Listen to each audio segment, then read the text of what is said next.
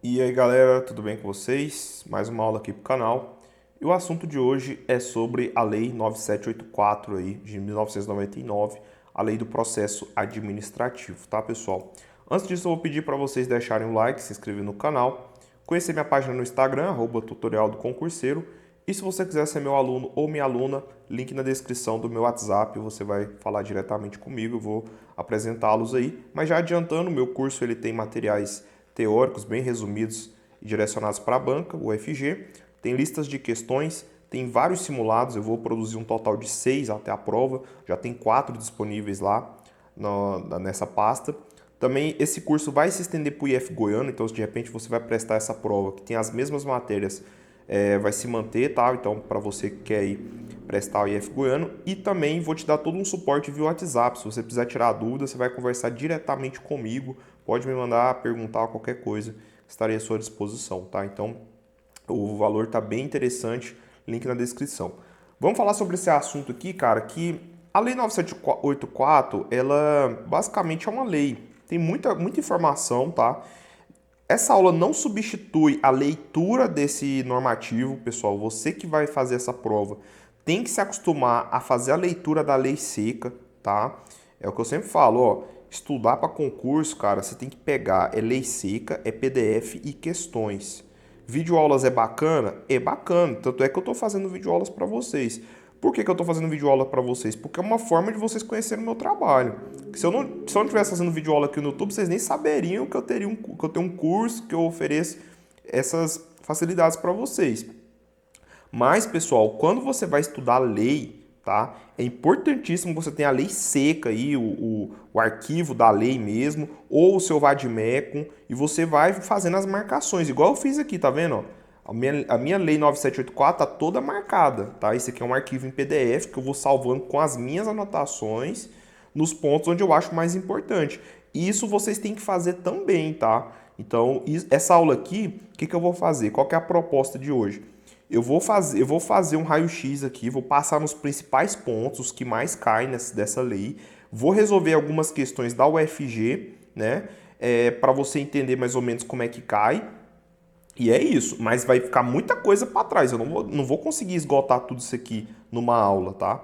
Então, tenha essa noção. E assim, sempre que eu estiver fazendo uma aula, principalmente de lei, preferencialmente, cara, abre uma outra tela aí no seu computador, divide a tela e coloca a lei, né, numa segunda tela ali, para você me acompanhando, certo? Que aí você vai fazendo as marcações e fica uma coisa mais bacana, entendeu? Então, ou se você tiver o vademecum, vai, pega seu marca-texto e vai marcando os pontos mais importantes, tá? Isso daí é fundamental para você passar, não só na UFG, tá, pessoal? Porque eu sei que você vai entrar na UFG, mas para o futuro vocês vão prestar outros concursos mais de um nível mais alto. Vocês têm que se acostumar com isso, tá bom? Beleza? Então vamos lá, vamos começar a leitura aqui nos pontos principais da Lei 9784, tá?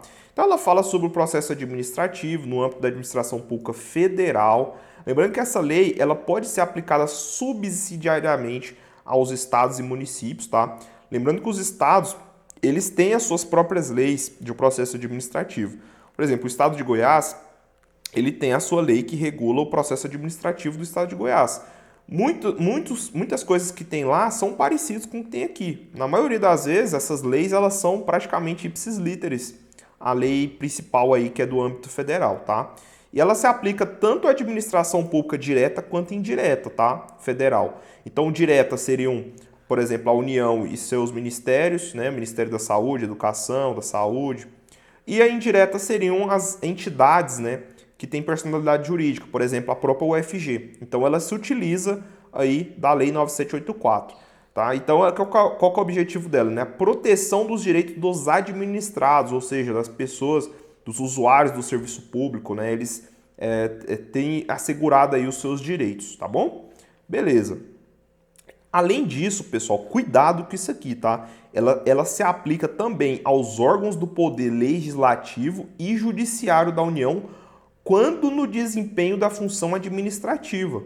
Por quê? Porque o Poder Legislativo e o Judiciário, eles têm os seus processos, né? Então, o Judiciário tem os processos judiciais, que aí ele está se utilizando, é um processo que é da sua atividade fim, né? A atividade principal do Judiciário é esse. E o legislativo tem o processo legislativo, que também é a atividade fim.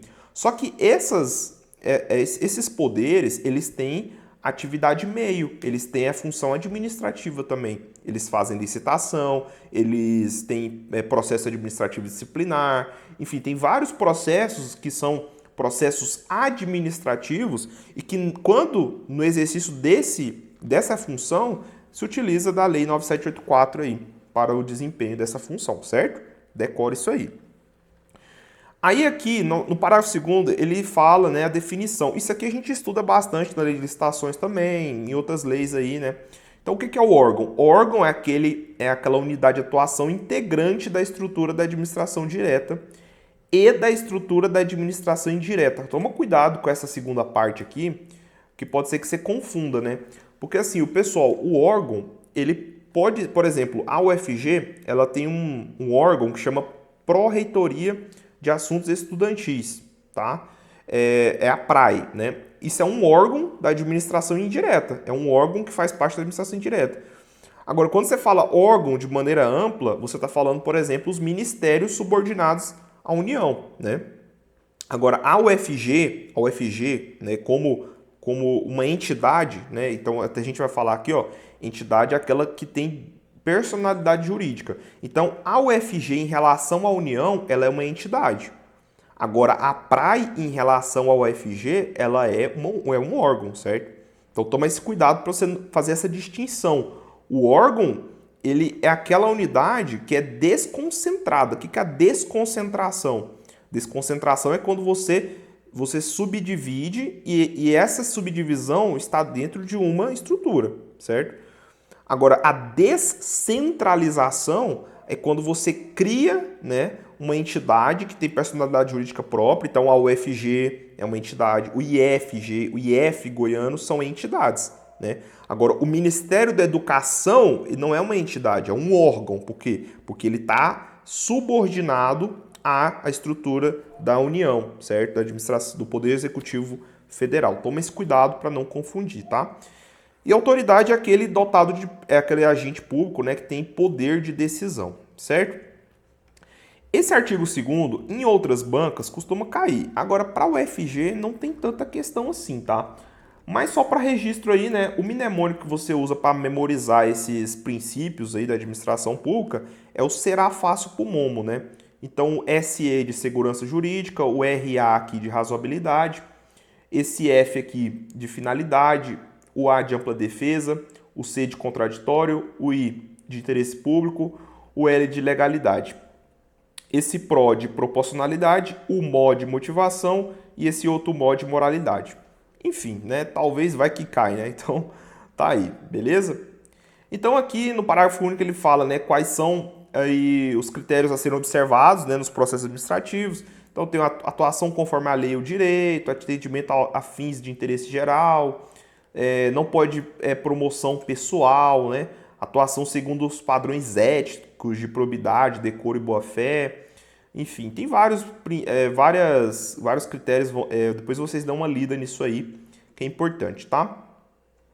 Aqui, pessoal, o capítulo 2 e o capítulo 3, eu quero chamar a sua atenção por quê? Porque as bancas, sobretudo a UFG, ela pode querer te fazer confusão. O que são os direitos dos administrados e os deveres do administrado?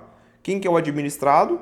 É aquele para o qual a gente está prestando o nosso serviço, certo? O serviço público é quem usufrui aí do serviço público. Então, quais são os direitos, né? O que eles têm como direito, né? Então, eles têm que ser tratados com respeito pelas autoridades e servidores, ter ciência da tramitação dos processos administrativos, formular alegações e apresentar documentos antes da decisão, fazer-se assistir facultativamente por advogado, não é obrigatoriamente, tá? É facultativamente. Essa questão falar que é obrigatório, você marca como errado, tá?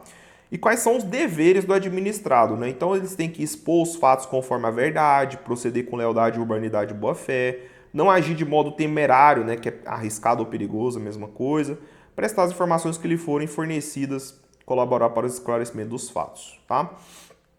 Então, outra coisa importante aqui, o início do processo, ele pode se dar por ofício, ou seja, né, a própria administração pode dar impulso aí a esse processo ou a pedido do interessado, né? De repente alguém quer formular aí abrir um processo administrativo, a pessoa vai lá e pede. Um artigo 6º importantíssimo também, né? O requerimento inicial do interessado, salvo os que forem admitidos por solicitação oral, deve ser formulado por escrito, tá? Então, o requerimento inicial tem que ser feito por escrito, tá? E ele tem que conter os seguintes dados, depois vocês dão uma lida com calma, né? Então, a administração ela não pode vedar, né, a recusa imotivada de recebimento de documentos e tal, beleza. Quem são as partes, são legitimados como interessados no processo? Aqui é importantíssimo, viu, pessoal? Quem são os legitimados como interessados aqui? Pessoas físicas ou jurídicas, lembre-se, não é só física, pessoa jurídica também é legitimada como interessado aí, tá? Aqueles que, sem ter iniciado o processo, têm direitos ou interesses que possam ser afetados pela decisão a ser adotada, né? As organizações e associações representativas no tocante aos direitos e interesses coletivos, as pessoas ou associações legalmente constituídas quanto a direitos ou interesses difusos, tá? Artigo 10 fala assim, ó, são capazes para fins de processo os maiores de 18 anos, né? Então, se falar assim, fulaninho tem 14, 16 anos, sei lá, é capaz para fins de processo? Não, é somente acima de 18 anos ou mais. Tá? O artigo 11 fala, né, a competência é irrenunciável e se exerce pelos órgãos a que foi atribuída como própria, salvo os casos de delegação e avocação legalmente admitidos. Então, a competência é irrenunciável, certo? Memoriza isso aí. E aqui no artigo 13, assunto quentíssimo para cair na prova de vocês, tá? Isso aqui cai muito em prova quando envolve esse assunto, que não podem ser objeto de delegação. Então, a edição de atos de caráter normativo, a decisão de recursos administrativos. Então, imagina, você abriu um processo administrativo. Aí a decisão pelo recurso, a pessoa vai lá e delega? Não pode. Não pode delegar a decisão do recurso administrativo. Na verdade, a decisão do recurso ela sempre vai para instâncias até acima, né? Quem vai decidir é uma instância acima ainda do órgão do qual você protocolou inicialmente esse processo administrativo, certo? Então, não pode, edição de caráter normativo não pode ser delegada, decisão de recurso não pode, e também as matérias de competência exclusiva do órgão ou autoridade, coisa óbvia, né, pessoal? Show? Beleza. Então, o artigo 15 também tem um ponto importante que ele fala assim, né? Em caráter excepcional e por motivos relevantes devidamente justificados, a avocação temporária de competência é permitida, né? A avocação temporária de competência atribuída a órgão hierarquicamente inferior. O que é avocar uma competência? É você trazer para si. Imagina que você é um órgão, né? Você está aqui, você é um órgão que está aqui. Aí a competência, né? Para decidir aquele processo administrativo está no órgão aqui embaixo, abaixo de você. Você pode o quê? Avocar, né? Você pode trazer para si a competência aí, né? Para esse processo administrativo, tá? Então, aqui no artigo 17 fala, inexistindo competência legal específica, o processo administrativo deverá ser iniciado perante a autoridade de menor grau hierárquico para decidir, tá? Beleza. Além disso, aqui no artigo 18 fala algumas vedações de quem pode atuar nesse processo, tá? Então, quem tem interesse direto ou indireto na matéria não pode participar. Quem tem aí, de repente, pessoas aí envolvidas, né? Por exemplo, cônjuge, companheiro ou parente de até terceiro grau, né? Ou então que venha participar de perito, testemunha ou representante. Essas pessoas não podem participar, né? Impedido. E o interessado ser cônjuge ou companheiro aí, né? Enfim. Então, esses casos aí não pode atuar no processo administrativo, certo? Aí aqui, o artigo 21 fala, né? O indeferimento de alegação de suspeição poderá ser objeto de recurso, sem efeito suspensivo. Aí a questão vai botar lá, com efeito suspensivo, né?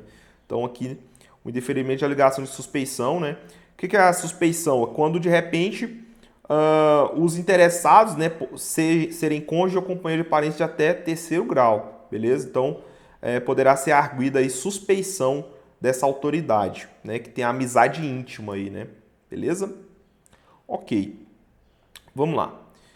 Então aqui fala, né, que no artigo 22, a forma, o tempo e o lugar, né, então os atos não dependem de forma determinada, os atos do processo devem ser produzidos por escrito novamente, né, então o reconhecimento de firma somente será exigido se houver dúvidas quanto à autenticidade, tá, então a questão pode falar isso aí também, beleza? Então aí, aqui tem alguns prazos, né, então vocês vão circulando os prazos aí, tudo que for envolvendo prazo, vocês vão circulando, tá? Então aqui no artigo 26 fala, o órgão competente perante o qual tramita o processo determinará a intimação do interessado para a ciência de decisão ou efetivação de diligências, tá? Beleza? Então, vamos lá, vamos continuar aqui. Bom, tem muita coisa, né, pessoal, que a gente poderia falar. Artigo 30, são inadmissíveis as provas obtidas por meios ilícitos, beleza? Vamos lá, continuando. Aqui eu queria chegar aqui, pessoal, que aqui eu acho que vai vir uma questão de prova, tá? Eu tô apostando forte que isso aqui vai ser cobrado, que é sobre a decisão coordenada. Então, as decisões que exigem a participação de 3 ou mais setores, elas podem ser tomadas mediante decisão coordenada, tá? Isso aqui é um prato cheio para a banca colocar aí na prova de vocês, porque isso foi uma alteração recente de 2021, beleza? Então, muito cuidado. Então, sempre que for justificável pela relevância da matéria, ou houver discordância que prejudica a celeridade do processo administrativo decisório. Beleza? E aí, aqui também é muito importante, aqui pode cair muito para vocês, tá? Então, a decisão coordenada, né, não se aplica à licitação, aquelas relacionadas ao poder sancionador e que estejam envolvidas autoridades de poderes distintos, tá? Então, memorize isso aí, né? Então, a decisão coordenada não se aplica a essas hipóteses aqui descritas, certo? Beleza. Beleza, vamos passar para frente. Aqui no artigo 53 fala a respeito da questão de anulação e revogação, né? Então, anulação, sempre que tiver os atos eivados de vício de legalidade, né? A gente estuda isso aí lá em atos administrativos, né, pessoal? Anulação e convalidação e revogação de atos administrativos, né? E a revogação por motivo de conveniência ou oportunidade, tá? Respeitados os direitos adquiridos. Aqui, também um ponto que a UFG ama de paixão, ela já cobrou 2 questões sobre isso, tá? Que é o prazo decadencial, não é prazo prescricional, cuidado, viu? Falou de lei 9784, não é prescrição, é decaimento. Então, o direito da administração de anular os atos administrativos que decorram efeitos favoráveis para os destinatários decai em 5 anos. Então, o prazo decadencial é 5 anos, contado da data em que foram praticados, salvo comprovada má-fé, beleza? E aqui fala, né, que os defeitos sanáveis poderão ser convalidados. Tudo isso a gente estuda lá em atos administrativos, certo? Beleza. Aqui no artigo 57 fala, né, que o recurso tramitará no máximo por 3 instâncias administrativas, ok? Aqui é um ponto muito quente também, tá? O prazo para interposição de recurso é de 10 dias, tá? É o prazo de 10 dias, contado a partir da ciência ou divulgação oficial da decisão recorrida, então toma cuidado, tá? E o recurso, ele deve ser decidido no prazo máximo de 30 dias a partir do recebimento dos autos pelo órgão competente, tá? E aqui, novamente, né, o recurso não tem efeito suspensivo. Sempre que a questão fala, tem efeito suspensivo? Não, não tem efeito suspensivo, tá? Beleza? Então, aqui, ó, o recurso não será conhecido quando for interposto fora do prazo, perante órgão incompetente, por quem não seja legitimado ou após exaurida a esfera administrativa, tá? Beleza. Aqui também é um ponto importante, tá? Esse parágrafo único aqui, ó. Da revisão do processo não poderá agravar a sanção. Não pode agravar a sanção, né, depois da revisão do processo, beleza? E aqui o artigo 66 também cai muito na UFG, pessoal, toma muito cuidado com esse artigo aqui, tá? Ele fala assim, ó, os prazos começam a correr a partir da cientificação oficial, ok? A partir da cientificação oficial, excluindo-se da contagem o dia do começo e incluindo-se o do vencimento. Aí o que a questão vai fazer? Ela vai trocar essas duas informações. Ela vai colocar assim, incluindo-se da contagem o dia do começo e excluindo-se o do vencimento. Tá errado. Exclui-se da contagem o dia do começo e inclui-se do vencimento. Cara, muito cuidado com isso aqui. Cara, eu já vi, não foi nenhuma, nem duas, nem três não, viu? Questões sobre isso. É muitas vezes, tá? Muitas vezes mesmo. E só para finalizar aqui, no artigo 69A fala assim, né? Quem tem prioridade na tramitação. Então, pessoa com idade igual ou superior a 60 anos, a primeira, né? A pessoa portadora de deficiência física ou mental. E aqui, ó, a pessoa portadora de tuberculose ativa, esclerose múltipla, neoplasia maligna, hanseníase e por aí vai. Memoriza principalmente o primeiro aqui, né? A pessoas com idade igual ou superior a 60 anos. Tem prioridade aqui na tramitação do processo. Vamos resolver questões, que é o mais legal de tudo aqui, né? Vamos lá, resolver algumas questõezinhas aqui, essas aqui da UFG, tá, pessoal? Olha só. A Lei 9784, que regula o processo administrativo no âmbito da administração pública federal, determina que o direito da administração anular os atos administrativos de que decorram efeitos favoráveis aos destinatários. Como eu falei, né? Ela falou prescrição, não é prescrição, é decaimento. Então a letra A e a letra B você já exclui, tá? Decai em 5 anos, contados da data em que foram publicados oficialmente, ou, letra D, decai em 5 anos, contados da data em que foram praticados, salvo comprovada má-fé. Vamos voltar lá no prazo decadencial aqui, tá? Então, é contado da data em que foram praticados, salvo comprovada má-fé, tá? Então, o erro da letra C, contados da data em que foram publicados oficialmente. Não, é contados da data em que foram praticados, salvo comprovada má-fé. Letra D é o gabarito. Questão essa caiu na UFG, tá, pessoal? Questão 2. O órgão é definido como eu falei, né? O órgão é aquele que integra a administração direta ou indireta, né? Então, unidade de atuação dotada de personalidade jurídica? Não, isso aqui é entidade, tá? Unidade de atuação integrante da administração direta e da estrutura da administração indireta? Perfeito, letra D. B de bola. Letra C, unidade administrativa que consigna recursos sem depender de destaques e não sei o que, nada a ver, né? E letra D, unidade administrativa sem atribuição de dotação própria. Não, também viajou. Letra B é o gabarito aí, bem facinho, tá? Questão 3. De acordo com a Lei 9784, os servidores públicos deverão, em relação aos administrados, então presta atenção. Quais são os deveres dos servidores públicos em relação aos administrados? Isso daí são os direitos dos administrados, certo? Então, quais são os deveres dos servidores públicos em relação aos administrados? Facilitar o exercício de seus direitos e o cumprimento de suas obrigações? Perfeito, né? Isso aqui é um direito, ok? Cuidado com essa questão que ela tentou confundir você, tá? Então, os deveres dos servidores é a mesma coisa que os direitos dos administrados. Porque os servidores vão ter que prover esses direitos para os administrados, perfeito? Então, se são direitos dos administrados, vamos voltar lá, ó. Vamos voltar aqui. Por isso que eu falei, não confunda as duas coisas, tá? Aqui, ó.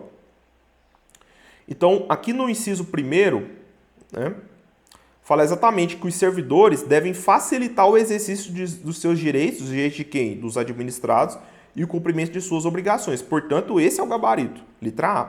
Vamos ver as demais, o erro das demais. Ó, letra B.